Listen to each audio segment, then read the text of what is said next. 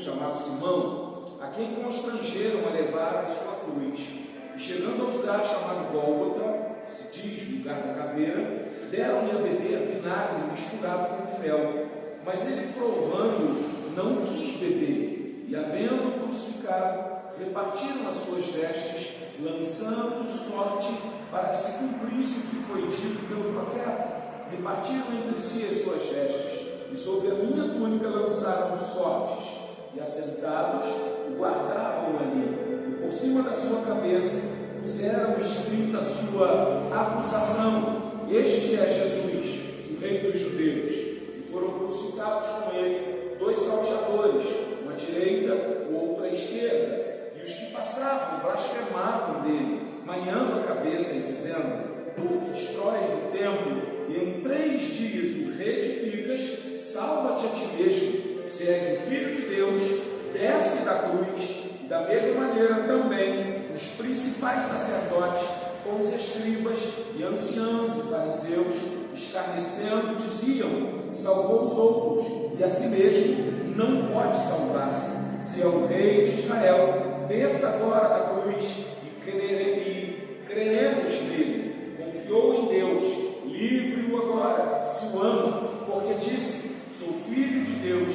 E mesmo lhe lançaram também em rosto os salteadores que com ele estavam crucificados. E desde a hora sexta houve trevas sobre toda a terra, até a hora 9. E perto da hora 9, exclamou Jesus em alta voz, dizendo: Eli, Eli, lama sabachthani, isto é, Deus meu, por que me desamparastes? E alguns dos que ali estavam, ouvindo isto, diziam: Este clama por Elias. E logo um deles, correndo, tomou uma esponja e embebeu-a em vinagre, pondo-a numa cana, dava-lhe de beber. Os outros, porém, diziam: vejamos se Elias vem livrá-lo. E Jesus, clamando outra vez com grande voz, rendeu seu espírito. E eis que o véu do templo se rasgou em 2, de alto a baixo, tremeu a terra e fenderam-se as pedras. Amém? Amém? Um contexto, em uma situação de grande sofrimento, de grande angústia que Jesus viveu, de grande aflição, a Bíblia vai dizer que ele em nenhum momento reclamou, questionou o que estava acontecendo com ele, tudo isso por amor a cada um de nós, não é verdade? Tudo isso por compreender e entender que em algum momento, sabe, as pessoas iriam se render, se dobrar a ele, reconhecer o seu sacrifício, olhar para dentro de si e entender que há necessidade de salvação. Eu tenho necessidade de salvação, você tem, nós temos necessidade de salvação, sabe? E é interessante olhar exatamente essa questão. A cruz, ela foi um instrumento de revelação do amor de Deus em relação à nossa vida, sabe? Há uma tendência natural humana de romantizar, e parece que nos dias de hoje o romantismo ele tem um valor absurdo, um valor que vai além, e não tem nada a ver uma coisa com a outra, no que diz respeito ao nosso relacionamento, sabe? A característica individual, a questão familiar, ok, mas o amor de Deus, ele não é um amor romântico. O amor de Deus é um amor sacrificial. A maior manifestação do amor de Deus foi a morte de Jesus Cristo na cruz do Calvário. E isso não é algo, como eu posso dizer para você, lindo. Por mais que a gente, quando lê o texto e vê o que Jesus fez, às vezes o sentimento que vem para nós é um sentimento do quão lindo, do quão maravilhoso foi, de quão extraordinário foi aquilo, e a gente é impulsionado muitas vezes a querer abraçar Jesus, a querer estar perto dele, mas de uma maneira romântica. E o que ele, de certa forma, através da palavra exige de mim e de você, hoje é fidelidade. A forma mais coerente e clara de eu e você respondermos ao amor de Jesus na cruz do Calvário é fidelidade e obediência. Eu espero que você entenda isso, sabe? Quando Jesus morre na cruz do Calvário, ele não morreu por pessoas boas, por pessoas corretas, por pessoas que na verdade tinha uma vida que equiparasse a vontade e o querer dele. Ele morreu por pecadores. A palavra vai dizer que ele olha para a terra e não viu um justo sequer. E Jesus se coloca ali na disposição para morrer por cada um de nós. E é interessante entender essa verdade, porque ele morre na cruz do Calvário e para gerar salvação, para que o véu do templo se rasgasse e a porta da salvação fosse aberta para nós, não há preço, não há uma cobrança, mas há uma cobrança para entrar no céu. A gente até às vezes diz que não, mas tem. Para ser salvo tem um preço, e o preço da salvação é fidelidade, o preço da salvação é santidade, o preço da salvação é obediência, o preço da salvação é submissão ao querer e ao propósito do Senhor relacionado à nossa vida, porque Ele perdoou os nossos pecados, Ele pagou um preço por cada um de nós. Então a ideia de não haver preço, de tudo ser de graça, sabe? Porque graça é favor imerecido, tá? Mas a graça, ela não é de graça. A graça custou a vida de Jesus na cruz do Calvário, para que eu e você tivéssemos vida. E agora há um preço: santidade, obediência, submissão, entrega. Sem isso a gente não consegue estar em Cristo, porque Ele nos arrancou um charco de lodo, de um lamaçal de pecado, e Ele pagou um preço por isso. E agora eu e você precisamos entender essa realidade. Lucas 23:34 vai dizer: e dizia Jesus: Pai, perdoa-lhes, porque não sabem o que fazem. E repartindo as suas vestes, lançaram sorte. Mas Ele vai declarar, ainda na cruz, a necessidade do homem de ser perdoado. Por mais que o homem não estivesse compreendendo isso, entendendo isso, porque naquela ocasião, naquele momento, ninguém queria entender e aceitava a ideia de que Jesus estava realmente perdoando pecados. Eles queriam matar Jesus, eles queriam neutralizar Jesus.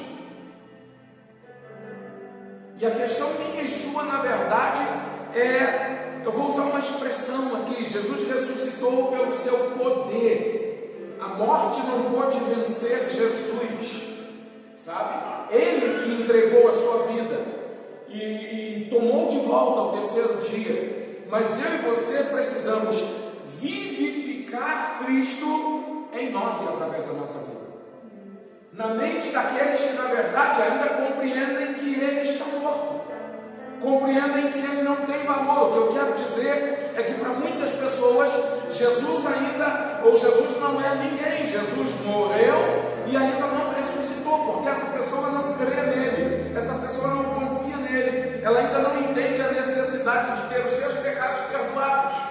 Então para ela Jesus está morto, você me entende? Amém? E nós temos essa autoridade, mas à frente eu quero falar disso, porque os nossos pecados foram e estão sendo perdoados pelo sangue de Jesus vertido na cruz do Calvário.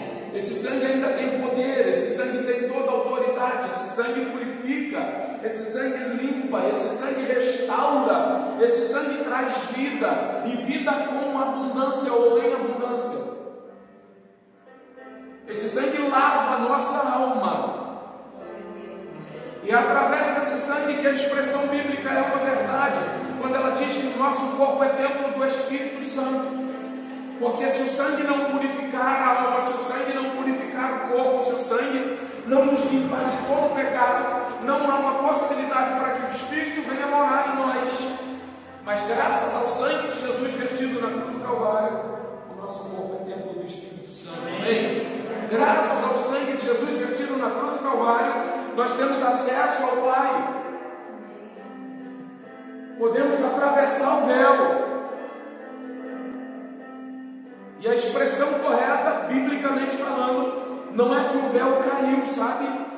O véu que fazia a separação entre o santo e o santo dos santos, ele não caiu, ele rasgou. De qualquer maneira que eu atravesso de um lugar para o outro, não é de qualquer maneira que eu subo de nível, não é de qualquer maneira que eu entro na presença do Senhor. Eu tenho que achar aonde o véu rasgou.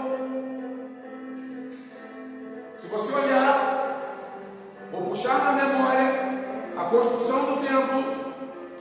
ideia do véu que fazia separação entre o lugar santo e o santo dos santos, quando Jesus morre, esse véu rasga de alto a baixo, mas ele não cai. O véu não deixou de estar lá, o véu não deixou de existir e de gerar a separação.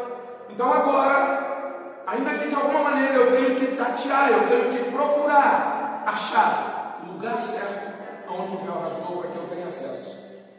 Isso significa que eu preciso abandonar o pecado, isso significa que eu preciso abandonar a vaidade, eu preciso abandonar a minha vã maneira de viver, eu preciso abandonar as minhas convicções, a minha vontade, o meu querer, os meus desejos, para assimilar e buscar a vontade, o propósito, o desejo e o querer de Deus sobre a minha vida.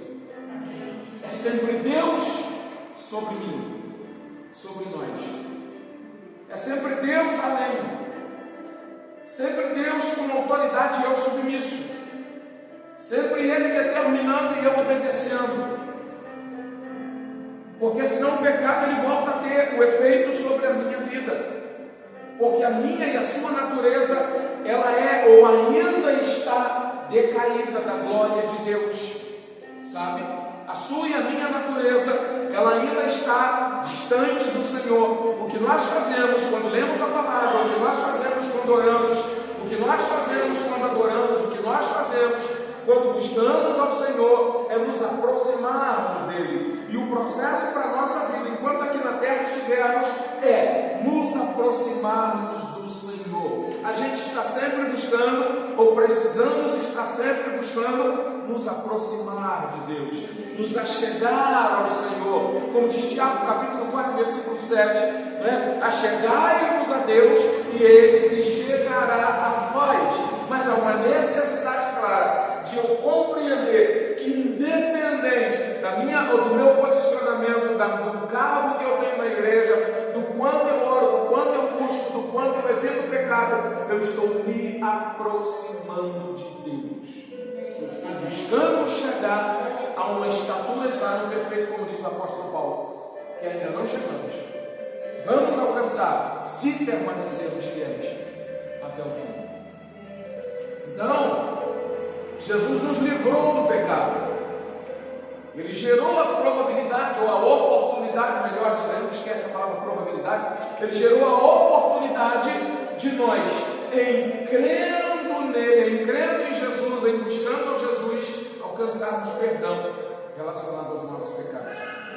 E eu queria que você compreendesse a ideia de perdão. Perdão não é gradativo. Perdão não é um ato que acontece na nossa vida de maneira gradativa. O perdão não é um ato que acontece na nossa vida paulatinamente, sabe? Com uma demora. Se tem uma coisa que é instantânea na nossa vida, é o perdão de Deus. O perdão é instantâneo. Vivemos num período onde as pessoas estão buscando coisas instantâneas. Tudo tem que ser instantâneo, tudo tem que ser rápido. E o perdão é instantâneo, o perdão é rápido. A partir do momento que você se arrepende, a partir do momento que você muda o seu caminho, a sua direção, arrependimento é mudança de direção, a partir do momento que você abandona a prática do pecado, a partir do momento que você dá as costas ao pecado, reconhecendo Jesus Cristo como único e suficiente Salvador da tua vida, o perdão é imediato. O perdão de Deus é imediato. O diabo já não tem mais autoridade sobre a sua vida. O diabo já não tem mais como te acusar. A palavra de Deus vai dizer em Romanos 8:1 que nenhuma condenação há para os que estão em Cristo Jesus, que não andam segundo a carne, mas segundo o Espírito de Deus. Isso é extraordinário. Perdão é um ato imediato. Perdão é um ato instantâneo. Um outro processo advindo da cruz é a capacidade do Senhor nos sarar. Essa função. Isaías 53:4 diz: verdadeiramente Ele tomou sobre si as nossas enfermidades e as nossas dores levou sobre si. E nós o reputamos por aflito, ferido de Deus e oprimido. Mas Ele foi ferido por causa das nossas transgressões e moído por causa da nossa iniquidade. O castigo que nos traz a paz estava sobre Ele, e pelas suas pisaduras fomos sarados. O que eu queria falar com você é que, segundo o que eu entendo, Isaías está falando que o Senhor levou sobre si as nossas feridas, tá? Você, quando, eu vou tentar dar um exemplo, quando nós nos machucamos, a gente tem um ferimento, ok? Se cortou com a faca, é um ferimento, ok? Mas não é uma ferida. Ferida vem depois. Você primeiro se machuca e a cicatrização, o curar daquele ferimento é que vai gerar ferida. Ferida é consequência. O que Isaías está dizendo aqui é que o sangue de Jesus, ele fecha a ferida, mas ele nos livra da consequência do pecado. Consequência que eu quero dizer aqui não é a consequência imediata, não é a consequência de um ato de pecado que imediatamente a gente vai experimentar a consequência daquilo ali. A consequência que Jesus nos sarou, nos livrou, é a condenação eterna, sabe? Então, exemplo, alguém que tem um ato sexual antes do casamento, engravida, a consequência é um filho, não é essa a consequência, sabe? Alguém que fuma a vida toda vai ter uma consequência, que são problemas de saúde, não é essa a consequência, muitas vezes, que vai ser eliminada da nossa vida, mas a condenação. A Bíblia vai dizer que as portas do inferno não prevalecerão contra a igreja. O processo aqui é o oposto. A gente normalmente, quando ouve esse texto, parece que o inferno está empurrando as portas da igreja, não é assim? A ideia que a gente tem, parece que o inferno é que está metendo os pés na porta da igreja, mas o texto está dizendo que as portas do inferno não prevalecerão. É o oposto. É a igreja que mete os pés, é a igreja que saqueia, é a igreja que invade. E para que isso aconteça, há uma necessidade de uma vida com uma clareza e uma certeza de salvação. Por isso que as portas do inferno não prevalecem contra a igreja. Entendeu a diferença? Deu para entender a diferença? Sabe?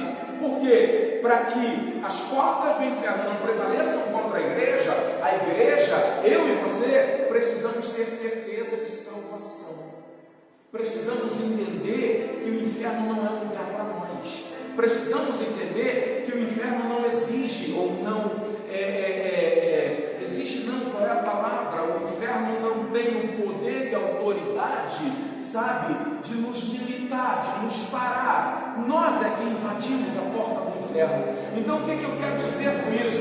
Eu quero que você compreenda algo extraordinário. O pecado hoje, para mim e você, ele precisa e tem que ser um acidente.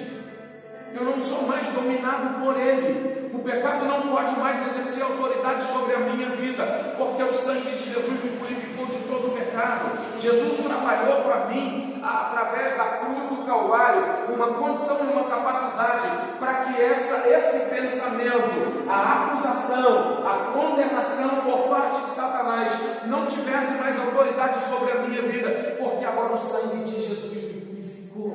O sangue de Jesus te purificou. Todas as vezes que você clamar, o sangue de Jesus tem poder para limpar o pecado. Então agora o diabo não pode te acusar, o inferno não pode te acusar. E tendo essa condição, essa certeza, essa clareza, eu posso sim entrar lá e saber que o inferno não vai me dominar, mas há uma autoridade sobre a minha vida, há uma autoridade sobre a sua vida, que eu posso até entrar lá. E esse entrar no inferno é uma linguagem figurada, quando diz respeito à necessidade de evangelizar, a necessidade de pregar o evangelho, a necessidade de arrancar pessoas que estão aprofundadas nas garras de Satanás, sabe? Essa é a ideia. E saber que eu vou sair de lá sem nenhum ferimento, eu vou sair de lá sem nenhuma ferida, eu vou sair de lá sem nenhuma acusação, eu vou sair de lá mais puro, alvo como a neve, porque o sangue de Jesus gera isso.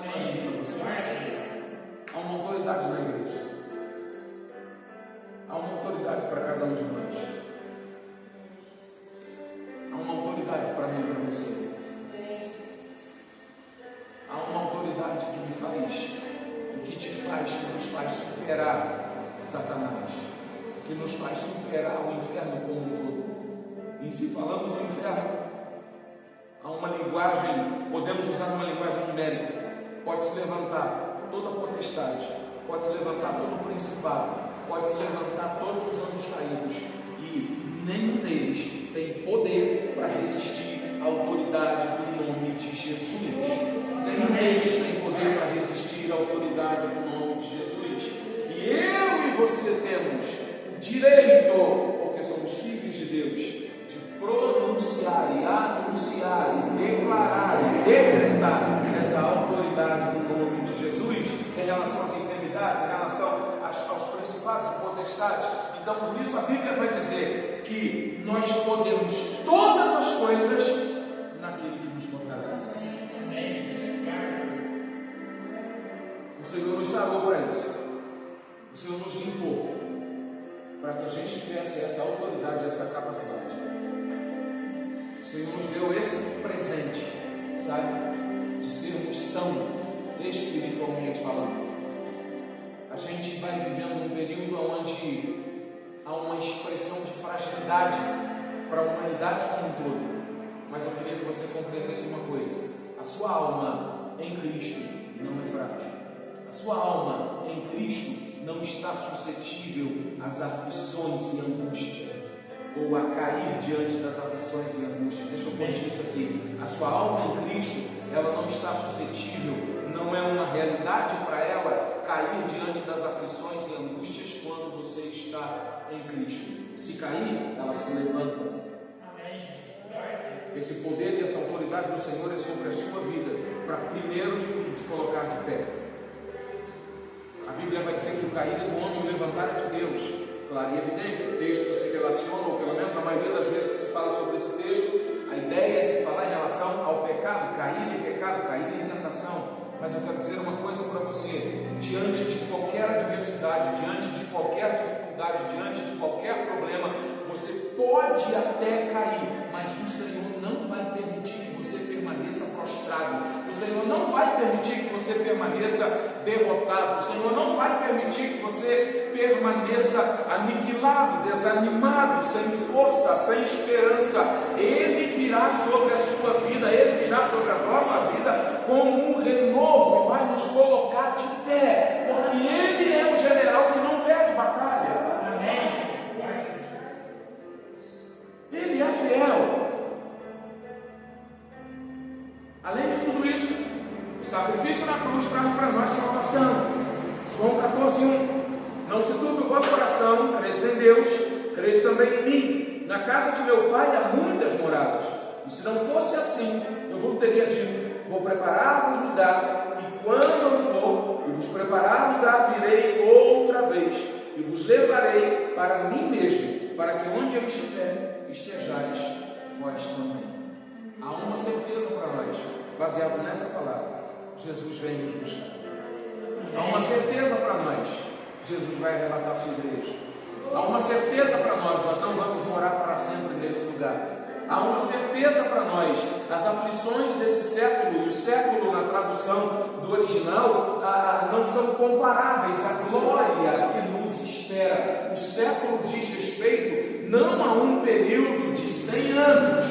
O século aqui diz respeito a esse período terreno, a essa condição terrena, a qual nós estamos hoje aprisionados por conta do pecado. Mas há uma certeza: o Senhor vai nos tirar dessa terra, o Senhor vai nos tirar daqui.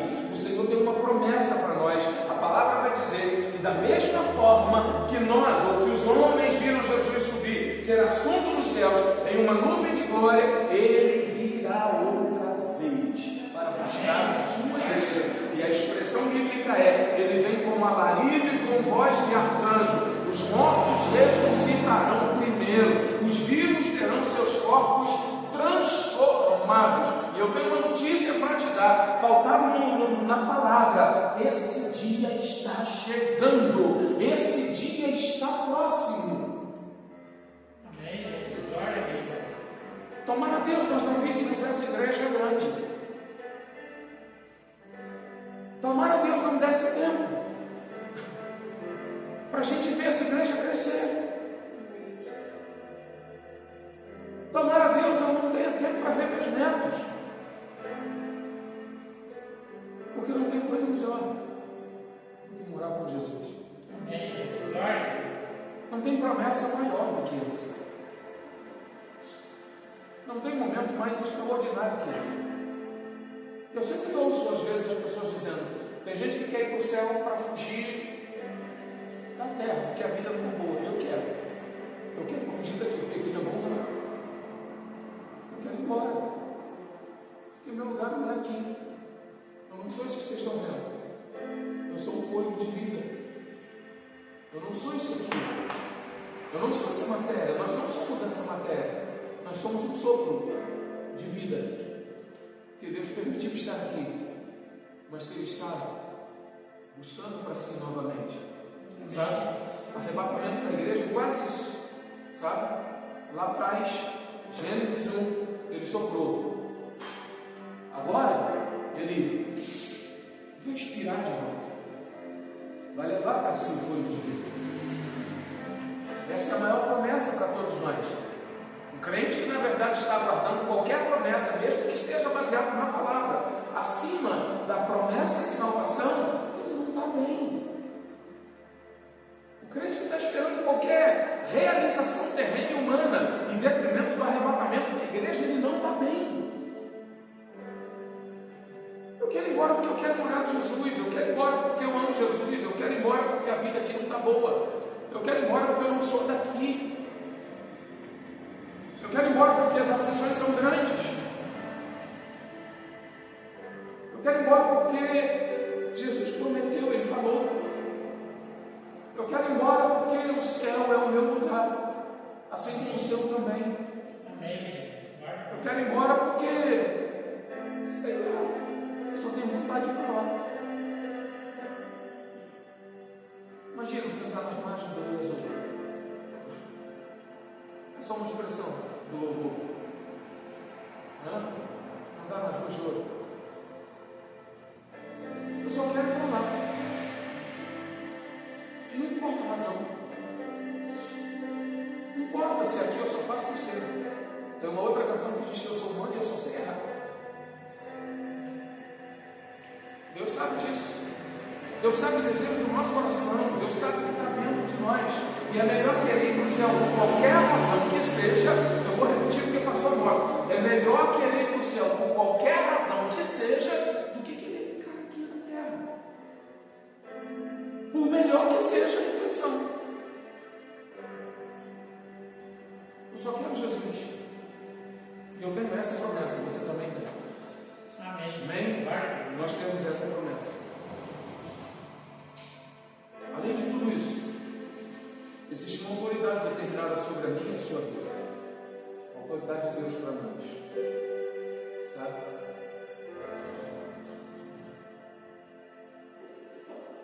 Mateus 26:16. E os 11 discípulos partiram para a Galiléia, para o monte que Jesus lhe tinha designado. E quando viram, o adoraram, mas alguns duvidaram. E chegando-se Jesus, falou-lhes dizendo: é-me dado todo o poder no céu e na terra. Portanto, ide, fazei discípulos de todas as nações, batizando-os em nome do Pai, do Filho e do Espírito Santo, ensinando-os a guardar todas as coisas que eu vos tenho mandado. E eis que estou convosco todos os dias, até a consumação do mundo. Jesus vai dizer: todo o poder me foi dado no céu e na terra. Sabe o que ele está dizendo? Eu estou voltando ao meu estado de glorificação. Depois de receber todo o poder, ele diz: ide por todo o mundo fazer discípulos. Então Jesus transfere esse poder para nós. Ele delega esse poder para nós, de anunciar o Evangelho, de fazer discípulos, de propagar o reino de Deus. Ele delega essa autoridade para nós, porque a palavra é de quem tem poder, a designação de quem tem poder, ela gera autoridade, capacidade de você realizar aquilo pelo qual foi designado, ao qual foi designado. Então eu tenho essa autoridade, você tem essa autoridade, nós temos essa autoridade, nós temos essa função, nós temos essa capacidade, sabe? E o que o Senhor espera de mim e de você é que façamos isso, que anunciamos o reino, que sejamos ou venhamos transmitir a vida, ou quem Ele é, refletir a imagem e semelhança do Senhor. Que possamos refletir essa imagem através da nossa vida, através da nossa fala, através do nosso comportamento, através do nosso testemunho. Há uma autoridade para isso. Há uma autoridade para isso. E essa autoridade faz com que as pessoas, ao olharem para você, elas vão buscar algo diferente. É interessante que a gente sempre é tendenciado a falar da crítica, a falar do julgamento, a falar de fatos e situações negativas, quando as pessoas olham para nós e vão buscar algo que elas têm necessidade. Mas isso faz parte da responsabilidade de andar na luz.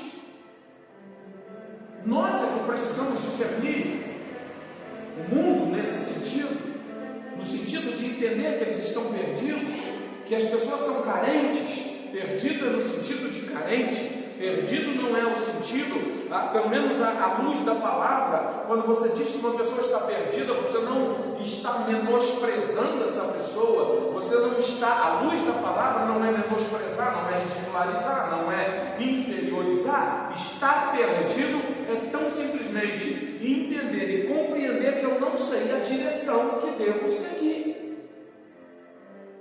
É só isso. Quantas vezes a gente se perde? Eu já perdi um bom jardim, gente.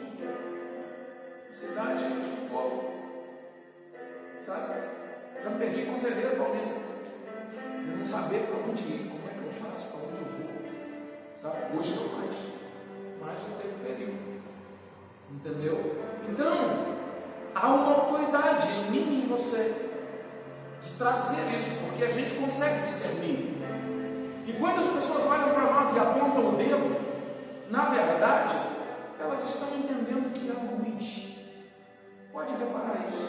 Elas estão entendendo que há luz. Elas estão entendendo e sabem o comportamento, porque a luz de Deus clareia sua vida.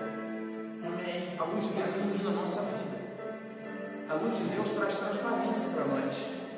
E é por isso que quando a gente tropeça, titubia, as pessoas logo apontam o dedo. Porque elas sabem que a sua conduta e o seu comportamento, a minha conduta, o nosso comportamento, a nossa conduta, a minha conduta, ela precisa ser reta. E quando alguém olha e vê essa situação, ele está vendo Jesus em você. Ele está vendo que existe autoridade em você. Sabe? É que às vezes a gente não sabe trabalhar esse processo. Eu não sei se é o Carlos que tem uma música que diz: através de mim, Jesus clareia. Através de mim, Jesus clareia, vou brilhar a minha luz, eu carrego a luz de Deus. Através de mim, Jesus clareia.